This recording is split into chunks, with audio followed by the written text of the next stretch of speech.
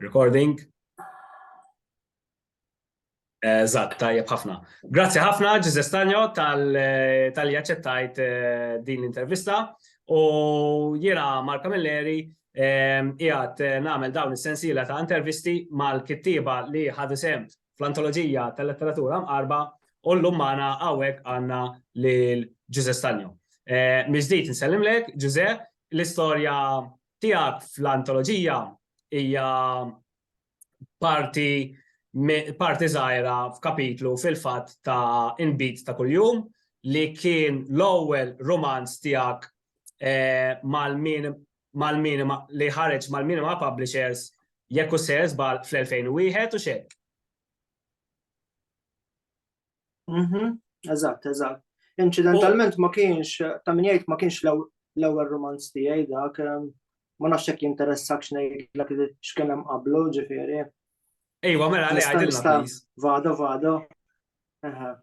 Fil-fatt Inbit ta' kuljum ħareġ fl-2001 kif kont qed insomma ħareġu li miskejn Mark Vella li llum il-ġurnata toqgħod qis x'għamel dak iż-żmien li dak li jkun għax dan imbagħad qas kien xi negozjant kien għalliem ta' fint li affarijiet kbar toqgħod tikkonsidrhom għax storikament ħafna pubblikaturi kienu jkunu jew ta' fint negozjanti, dan ma kien xejn minn hekk kellu ħolma.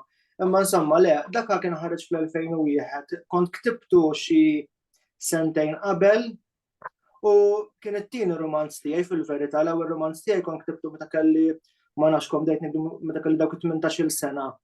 U addirittura qablu wkoll kien hemm qatt ta' novelli li kienu pubblikati fil-paġna letterarja tat-Torċa. Dak iż-żmien kien jieħu ħsieba Charles Flores li kif tafu wieħed mill-esponenti ewlenin tal-moviment letterarju kien u dina interessanti ħafna għaliex dak li jkun jista' jaħseb li kien hemm xi rivalità kbira bejnietna. Sara waħda ħawaqqaf waħda malajr ħalli ngħidulhom jifqu il-klieb u nkomplu mal-ewwel. Okej, skużawna ta' dik il-waqfa imma Ġuże kienet jgħid illi qabel l-Inbit ta' kuljum u kien ippubblika romanz ieħor sensiela ta' pubblikazzjonijiet fit-Torċa li kienu editjati minn Charles Flores. Skużana dak il-waqfin, kompli Ġuże. Le fil-verità mhux hekk qed kont qed li kont ktibt romanz ieħor qabel Inbit ta' kuljum li ma kienx qatt ma ġie ppubblikat kien just to get it out of the way. U qabel dak kelli qatt ta' novelli, short stories, jiġifieri li kienu jidhru fil-paġni letterarji tat-Torċa li dak iż-żmien kien jieħu ħsiebhom Charles Flores. U dak iż-żmien ukoll għax l-istorja ta' Inbit ta' kuljum u l-bidu tal-pubblikazzjoni letterarja tal-Minima fil-verità toħodna lura għal ħafna snin qabel għal fi żmien meta kemm jiena u kemm Mark Vella konna fil-graffiti għaliex kien hemmhekk fejn konna ltqajna u hemmhekk konna sirna ħbieb qed tifhem. U dak iż-żmien nimmaġina kien in-1996 jien kont ħadt fil-graffiti fir-rebbija tan-96 niftakar għaliex kien hemm ir-rankatura għall-elezzjoni u kien hemm Sant li kien personaġġ ta' finti. Kellu ħafna potenzjal dak iż-żmien, Sant kien ħafna tammiet f'Sant jekk jilħaq Prim Ministru, eċetera. U fil-fatt niftakar li graffiti dak iż-żmien kienu qegħdin jappoġġaw, snot as if kien qed jistenna l-appoġġ tagħhom Sant, imma kienu qegħdin jappoġġaw il-Sant bħala elezzjoni. U l-Mark Vella kont iltqajt miegħu dak iż-żmien u diġà kien fil-graffiti dak iż-żmien Mark Vella kien qisu Nicolas Cage fi żmien Raising Arizona, vera kien jixħu. U nimmaġina kelli men crush fuq, qed tifhem. U da Mark Vella minn dejjem kellu l-interess li jkun speċi ta' talent scout ta' finti ta' li jiskopri l-kittieba u kollox. Naħseb kien jispira ruħu nimmaġina minn Tondelli li fl-Italja wkoll apparti li ħareġ il-kodba tiegħu kien ukoll jiskopri kittieba żgħażagħ. U fil-fatt l-ewwel kollaborazzjoni li suppost kellu jkollna jiena u kienet kellu joħroġ antoloġija ta' kittieba żgħażagħ u kont għaddejtlu xi stejjer minn tiegħi li li kont diġà ktibt fit-torċa. Minna ma kien ħareġ xejn imma dik fil-fatt imbagħad kien telaq mill-graffiti u kont laqt mill-graffiti jiena wkoll u għaddew is-snin insomma mbagħad sakemm rġajna tkellimna. U fil-fatt meta kont ikkuntattjajtu għal ħabta ta' sena 2000 kien biex nagħmlu sensiela televiżiva. Dak iż-żmien Mark Vella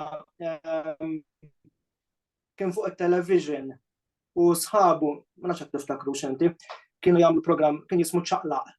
Kien hemm insomma kien hemm nies oħrajn, kien hemm dak il-ginger kienu jgħidulu dak in-Nord Afrikan għandek hawn.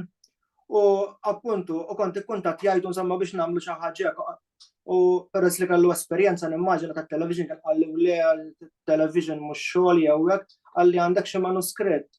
U fil-fatt kelli by that time kelli l-manuskritt tambit ta' kuljum li kien jismu il-Messikana dak iż-żmien minħabba it-tipa li kont użajt dak iż-żmien it-tipi tal-Malti għall-IBM ma tantx kien hemm minnhom kien hemm waħda kien jisimha Malta Del li kien qisha tal-ispaghetti westerns.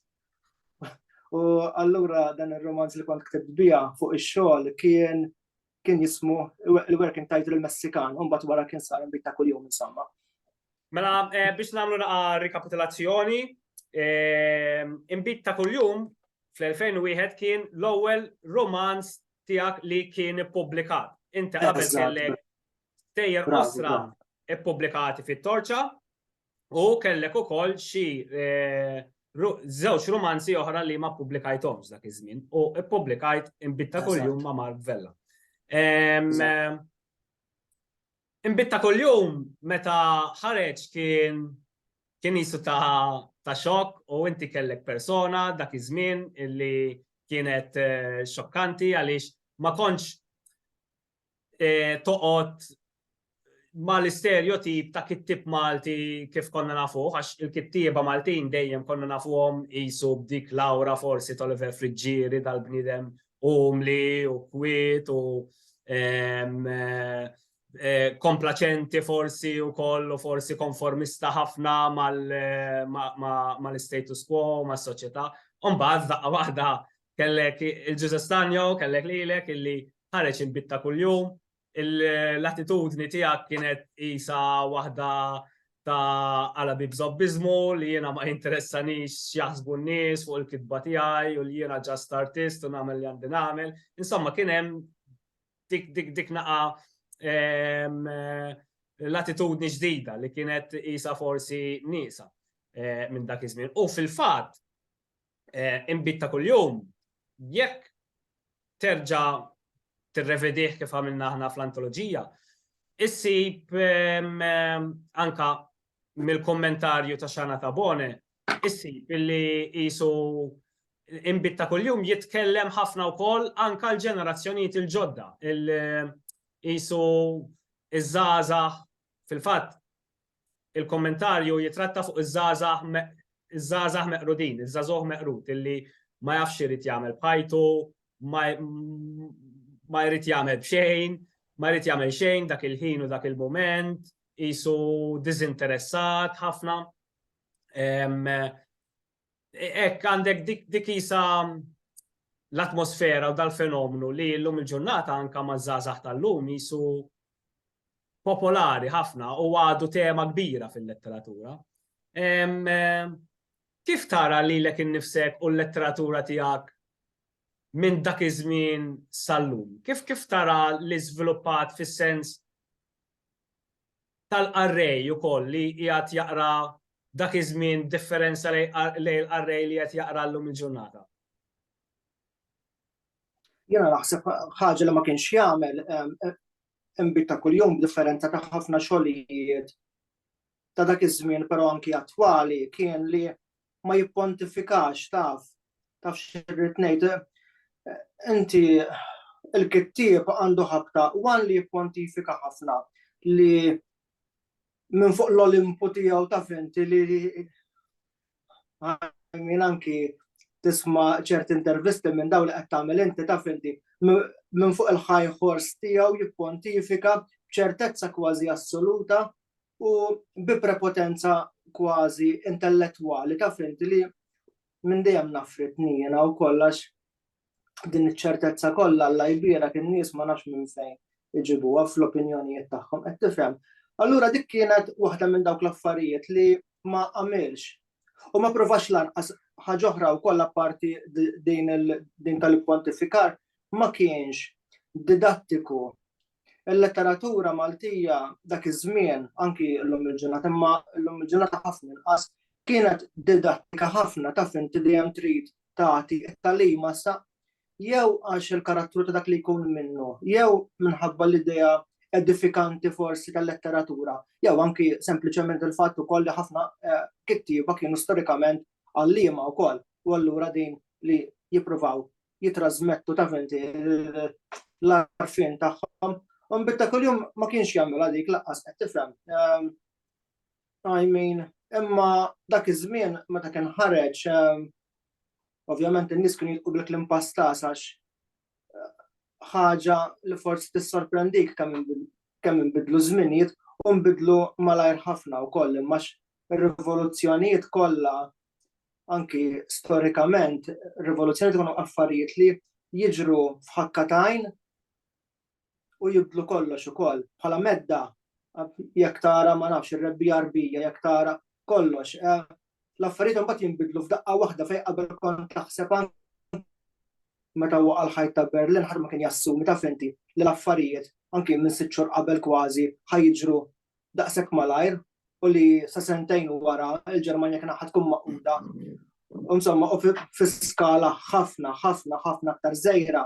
Hekk kien ġara wkoll bil-pubblikazzjoni ta' Nbit ta' kuljum. Jiena niftakar li dak iż-żmien anki tikteb kelma bħal jinnaf laqas żobb ta' ġifieri anki tgħid inkapaċitat pereżempju anzi le immankat il-kelma ukoll kienet xi ħaġa eċċitanti ħafna u kien intlaqa' ħabba fekk ukoll għax in-nies never mind il-livell letterarju ġifieri għoli u kollox imma in-nies ukoll kienu jaqraw biex jaqraw il-kelma żobb taf inti.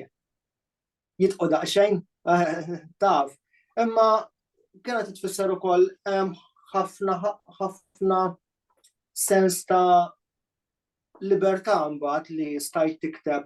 Għax inti naħseb jiena qed naħseb fuq xi jumejn ilu din ukoll il-kwistjoni tar-reġistru li inti diffiċli tikteb fuq xi ħaġa mingħajr ma jkollok ir-reġistru meħtieġ qed tifhem.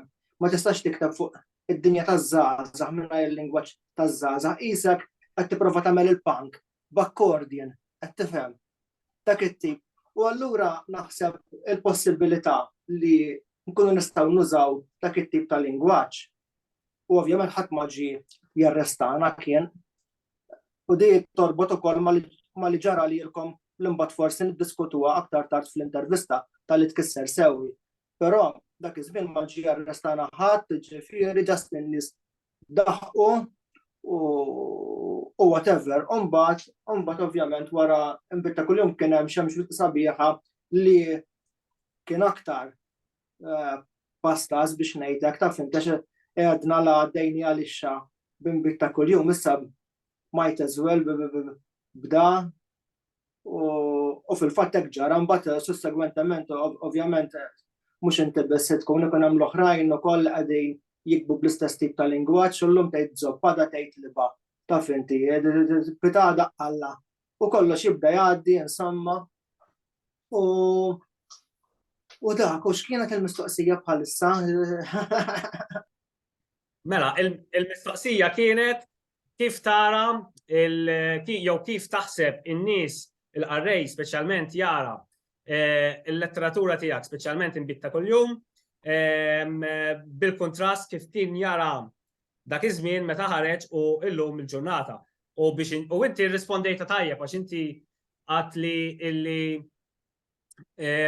dak iż-żmien kienu jarawha bħala xi ħaġa ġdida u xi ħaġa interessanti għax dik it-tip ta' letteratura kienet rari kważi ma teżistix.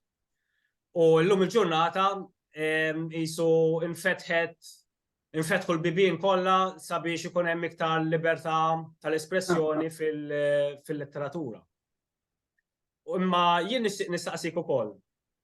Anka l-aspett soċjali tal-karattru tal-ktib tiegħek issa għaliex iż-żagħżugħ ħanajdu hekk li ma jistax isib triqtu fil-ħajja hija isa tema rikorrenti fil-medja u fil-diskors anka politiku llum il-ġurnata. U fil-fatt qed naraw anka nies li qed jagħmlu letteralment negozju minn fuq din negozju kbir minn fuq dan il-fenomenu. Ġifieri qed nirreferi għal nies bħal Jordan Peterson, eżempju, jew Andrew Tate, jew din l-industrija ta' self-help books illi jippruvaw ibbijaw ħanajdu hekk u ma jgħidu li xi forma ta' tagħlim għal daw in-nies li huma diżinteressati ma jistgħux isibu triqithom fil-ħajja. Mill-aspett soċjoloġiku, kif tara il-bidla u d-differenzi taż-żagħżugħ li ma jistax isib triqtu fil-ħajja tiegħu dak iż-żmien u llum? Dak iż-żmien qisu ma kienx hawn dal-fenomenu tas-self-help u li jew dal-fenomenu tal-incels, eżempju. Illum qisu fenomenu dak iż-żmien kien jeżisti, imma ma konniex nitkellmu fuq u forsi dak iż-żmien kien hawn żvok mod ieħor ukoll għax dak iż-żmien forsi jien naf kien taw il-punk, kien taw jien naf forsi kien hawn il-parties, jien niftakar eżempju il-parties u l-ecstasy illi dawn kollha kienu b'xi mod jew ieħor. U fil-fatt jidħlu wkoll fl-istejjer tagħkom kollha ta' dak iż-żmien. Ġifieri is-sess, id-drogi, il-mużika, l-arti, ġifieri jien naf imbitta kuljum jismu imbitta kuljum u jieħu drogi wkoll, jesperimenta wkoll b'xi pirmli, ġifieri x'taħseb fuq dal-fenomenu soċjali, please? Għandek raġun, fuq il-Peterson ġiel insegwih fil-fatt għal ħafna snin kienu jikkonsidraw bħala l-antiġiġa kux vera kienu kważi ikkasksuhom għal xulxejn. Apparti ju hemm oħrajn ukoll fil-fatt l-algoritm ta' YouTube li mbagħad li jagħmellek ikompli tallalek minn dawn l-affarijiet qed jagħmel ukoll waħda tfajla gustusa ġifieri minn dawn li wkoll dejjem tagħti il-parir lill-irġiel x'jaħsbu n-nisa u x'iridu n-nisa u però llum il-ġurnata li naraw dan jorbot ħafna ma' dan il-fenomenu u din ix-xewqa fissazzjoni kważi li ma nafx hekk kien iċċekk fi żmienna, għax imbagħad żmienna x'inhu iċ-ċriki tagħna l-importanti għax fi żmienna wkoll kien hemm ċriki differenti u nies fi ċriki differenti b'xewqat u ambizzjonijiet differenti. Però llum il-ġurnata donnu hemm xewqa kważi fanatika li n-nies jikkonformaw taf li jekk inti tfajla ma tridikx hekk pereżempju b'dan il-mod, pereżempju jekk tfajla ma ġobix ġuvni pereżempju jinnaf bla daqna, inti tmur tiġri, taf, u tkabbar id-daqna pereżempju, jew jekk tfajla ma qed tifhem aħna fi żmienna naħseb kienet ħafna inqas prevalenti attitudni bħal di u fil-fatt fi żmienna kienet kważi badge of honor li tkun inti aktar rebellus li qed tmur kontra l-ideat, il-modi ta' żmien. Illum il-ġurnata nara ħafna inqas u probabbli għalhekk ukoll tara din l-omoġenità f'kollox prattikament li ovvjament fuq livell superfiċjali tara fil-mużika li jisimgħu n-nies li f'ċertu sens minn dejjem kienet ukoll imma llum il-ġurnata tara ħafna aktar fil-mod kif jilbsu, imma anke fl-idejat tagħhom ukoll. U fil-livelli kollha, pereżempju ġieli, nkun qed naqbel ma' dak li jkun fuq dak li jkun qiegħed jgħid, però xorta waħda ikolli l-kilba ġewwa taf inti li nkun kontrarjan xi ħaġa kważi istintiva. Imma jagħmlu ħafna llum il-ġurnata anki nara mit-tifla tiegħi pereżempju għadha żgħira għandha 7 snin imma ġieli tgħidli ma tixtieqx tkun differenti minn sħabha, jekk tipprova tilbes xi ħaġa differenti ma toġobix naħseb li minn hemmhekk ġejja din il-konformità, imma di anke fiċ-ċriki tagħna kważi hemm omoġenità tal-ħsieb li twaħxek kważi. U għalhekk ukoll tagħmel ukoll miċ-ċirku ħaġa nojjuża ħafna x'kulħadd jgħid bażikament l-istess ħaġa qiegħed. Interessanti. Interessanti kif qiegħed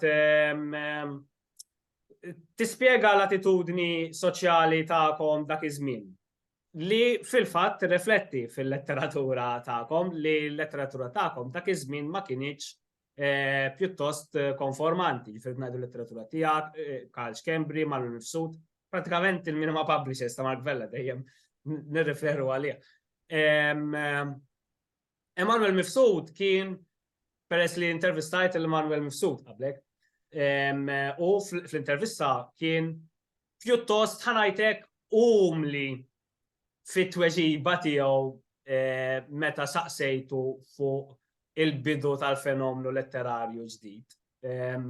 Passoltu kien jisu umli u ma tantx rrid jieħu krettu li intom dak iż-żmien ftaħtu twieqi bibien letterarji ġodda ħanajdu hekk.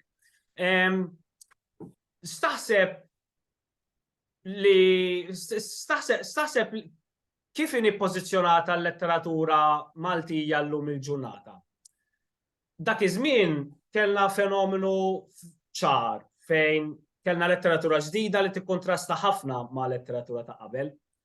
Taħseb li għadna f'dik il-fażi fejn il-kittieba l-ġodda, għax jien hekk naħseb, ma forsi inti ma taqbilx miegħi, imma jiena naħseb li llum il-ġurnata l-kittieba tal-lum l-ikbar influenza tagħhom ta' kif jiktbu u jaħsbu huma prattikament intom, ir-realisti ta' dak iż-żmien.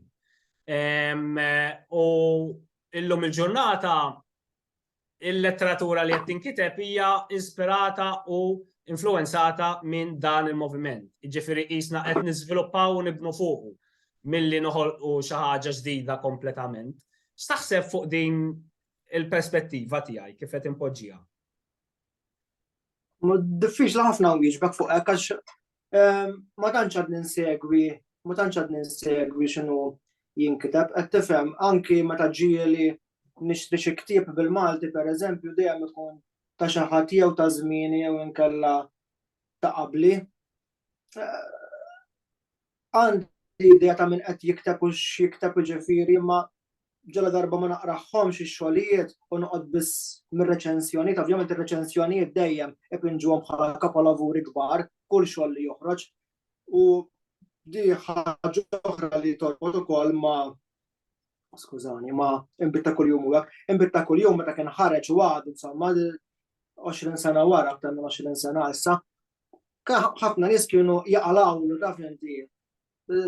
Da x'inhu anke kittieba insomma stabbiliti.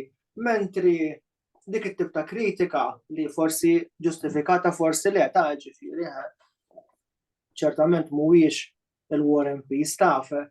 Imma ma ssibiex fil-konfront ta' kotba oħra, ġifieri diffiċli eżattament jiena ifhem kufetlek ma tantx għadni naqra bil-Malti, waħda mir-raġunijiet ukoll li ma naqrax bil-Malti li xbajtni bla kanen ta' fenti li ninżel naqa' Malta nixtri xi tliet kotba pereżempju u waqqafhom wara 4 kapitli.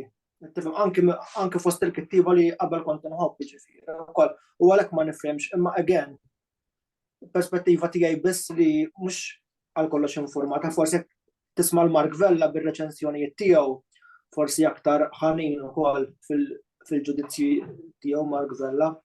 Allora, ġifieri jien qed nifhem li inti pjuttost iddiżappuntat bil-letteratura Maltija. Għandek ċertu diżappunt. Kif konna qegħdin ngħidu.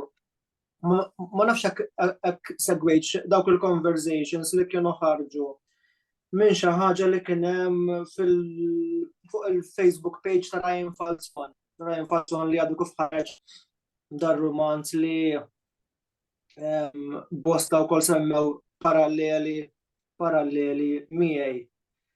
Imma insejx kien il-kumment, però the long and short of it kienet li by this time ġifieri mill-minima law.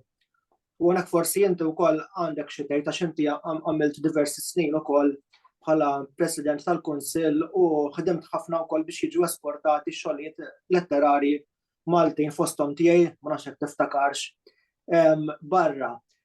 Wara 20 sena taf inti u aktar minn 20 sena fil-każ ta' xi kittieb oħrajn bħal Manuel li kien qiegħed hemmhekk qabli saħansitra, tistenna li taf inti qegħdin niġu mhux niġu insomma x'jiena ma rridx indaħħal lili nnifsi fiha illum il-ġurnata pensjonant letterarju wara maj, imma li bil-kapolavuri kollha li qegħdin jinkitbu speċjalment niġu reċensiti taf inti fil-Guardian qegħdin jagħmlu qegħdin itellaw xogħlijiet Hollywood bil-kodba ta' ma nafx whoever, però fil-verità mhux li imxejna ħafna u minkejja li kien hemm din il-ħidma kollha anke taħtek ta' esportazzjoni. Okej, tisma' pereżempju l-ktieb ta' Tali dal-aħħar jumej kien hemm xi aħħar simili ta' x'ismu x'ilna jismu il-professur tat-toppu Norbert. Publikawlu xi ktieb xi pubblikatur kbir ta' Franza. Imma mbagħad kollox jaqaf hemmhekk anki bdaw il-pubblikazzjonijiet kollha li kienu ġew esportati, tisma' proset u kollox. Imma mbagħad wara x'ġara wara kif ġew milquha u x'ġara wara u għalfejn forsi ma ġewx milquha u għalfejn kollox waqaf ħasrem hemmhekk, l-istess bħal premju letterarju Ewropew ukoll.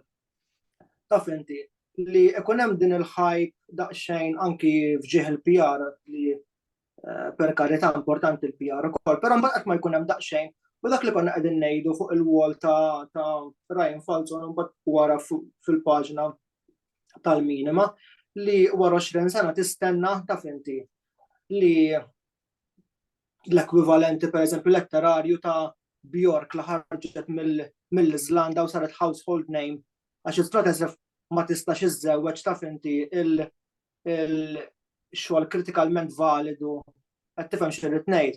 Ma wieħed jistenna taf inti bħal Vellaġera sewwa pereżempju ħabib tiegħek li ġie ppubblikat fl-Amerika Latina. Wieħed jistenna li xaħat bħal Vellaġera li Malta King u kulħadd jgħid kemm hu tajjeb u kollox. Fl-Amerika Latina jibdew qabluh ma' Bolanio pereżempju. Għalfejn le, għax tajjeb għal Malta allura. Nixtieq interessanti ħafna li qed tajt inti u għandek raġun. Nixtieq ovvja nżid fuq għadi għax huwa suġġett interessanti ħafna. Nipprova nieħu ftit ħin qasir. Imma kif qed tajt inti illi għalkemm esportajna l-letteratura Maltija barra minn Malta, għadna lura minn dak milli noħolqu s-superstars tagħna li hija verità.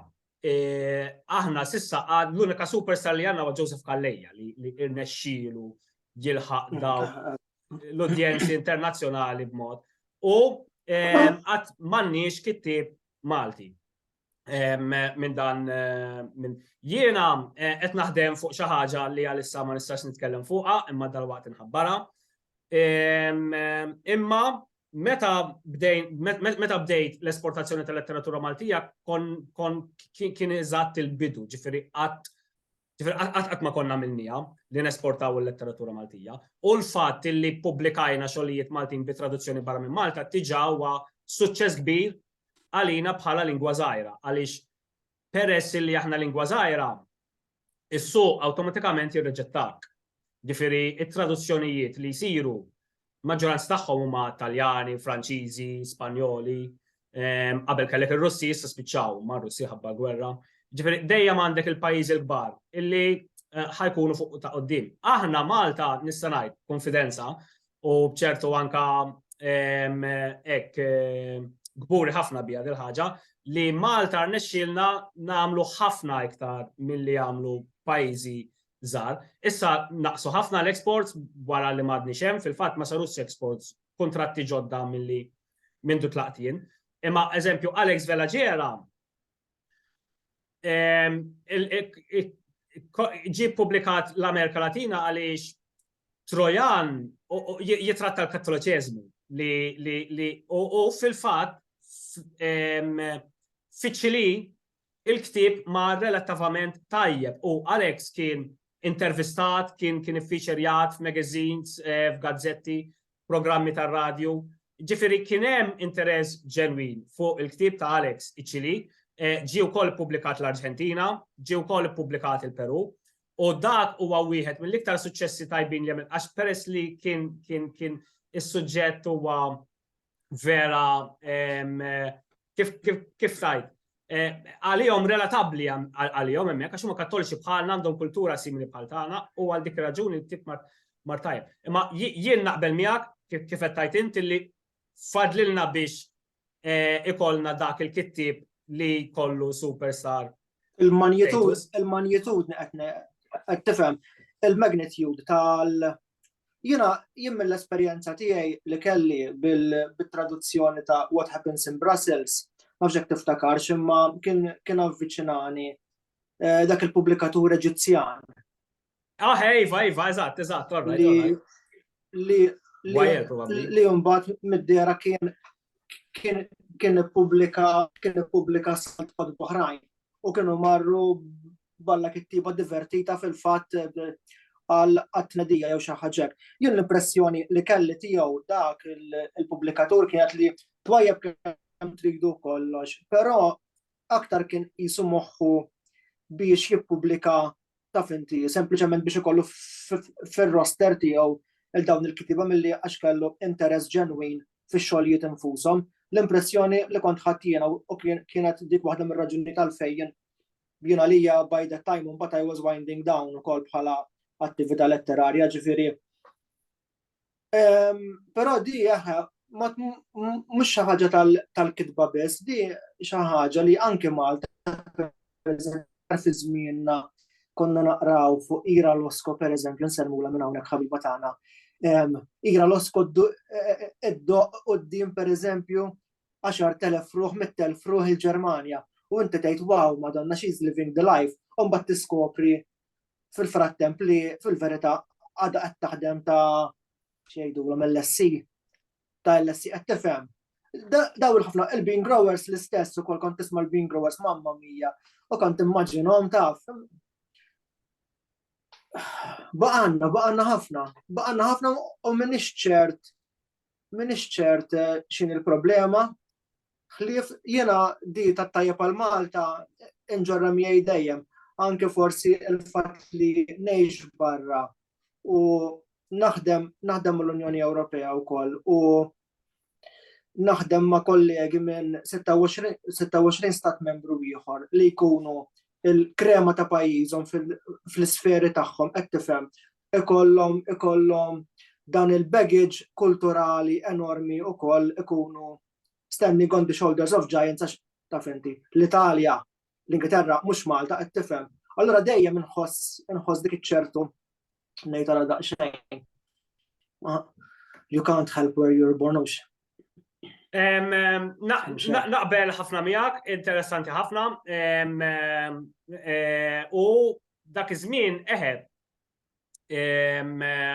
anke jien niftakar li l-artisti kollha kienu jissupplementaw l-inkam tagħhom b'xogħol ordinarju. U anke jien kont nagħmel meta bdejt. Imma illum il-ġurnata naħseb illi Ira Losko kibret ħafna bħala artista u mhux f'sens qed ngħid artistiku fis-sens l-arti li tipproduċi, imma bħala karriera naħseb minn dak iż-żmien law naħseb Ira Losko irnexxiela tikber ħafna iktar milli kienet dak iż-żmien u naħseb Ira Losko hija wkoll waħda mill-ftit artisti lokali illi irnexxielhom jagħmlu karriera biss minn fuq il-xogħol artistiku tagħhom. Hemm nies oħrajn, ġifieri ħankun ċert, ġifieri għaliex peress li nafa l-industrija sew ma nkun qed ngħid xejn ħażin daqshekk. Eżempju, hemm nies illi kieku imma ftit, imma kieku riedu jgħixu minn fuq il-kodba biss setgħu, imma ġast kienet deċiżjoni tagħhom. Eżempju, Trevor Zara, jiena m'għandix dubju illi kieku ried da ma kellux għalfejn jaħdem. ċertu punt bil-karriera tiegħu li ma kellux għalfej jibqa' imma kien teacher, nimmaġina jien ma kellux xi xogħol ta' strapazz kbir ukoll, fil-fatt kien jgħallem l-arti u nassumi allura ma kienx problema li imma eżempju Trevor Zara wkoll bħal jira Losko kieku jrid Trevor Zara kieku jrid f'ċertu punt mill-karriera tiegħu seta' waqaf jaħdem u jgħix biss minn fuq il-kodba. Ma naħsibx li hemm. Sekonda waħda ma bħal jira Losko possibilment tkun tista' tgħix mill-mużika tagħha imma jekk toqgħod tagħmel daw is-serati pereżempju fil-Gazin ta' San Bastian. Mhux eżatt.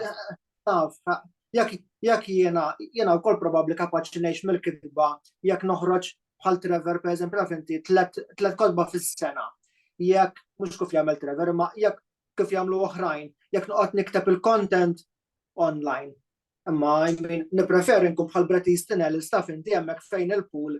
That's the life, dik hija l-ħajja li tipprova taspira li u m'għandix dubju li ira wkoll li tippreferi flok qed hemmhekk il-Gazin ta' San Gaetano tagħmel xi opening night qed tifhem. Tippreferi qiegħda band oħra, Magnitude taf. Interessanti ħafna, Giuseppe, grazzi l-aħħar mistoqsija qabel nagħlqu jekk jogħġbok. X'inti taqra u x'inti tisma' dan l-aħħar? Nisma' xejn kważi għax jien minħabba n-natura tax-xogħol tiegħi jiena interpretu.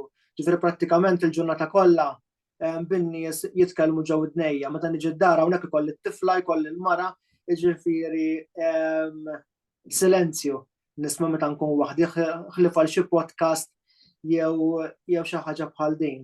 X'naqra illum il-ġurnata naqqas ħafna mill-qari wkoll għaliex ukoll għandi delizzi oħrajn li joħduli ħafna ħin bħal fotografija pereżempju u affarijiet ta' it-tagħlim tal-lingwi, però peress li ngħix il-Belġu hawnhekk hawn il-kultura tal-comics li hija kultura b'saħħitha ħafna. U apparti dan inħobb ukoll il-kultura Ġappuniża u ili għal dal-aħħar snin nistudja l-lingwa Ġappuniża u allura nieda ħafna fil-manga Ġappuniż u fil-comics ukoll Belġjani ma mhux Belġjani biss. U għandhom il-vantaġġ ukoll li żgur għandhom il-karattru famuż bħalissa xejn x'ismu il-Belġ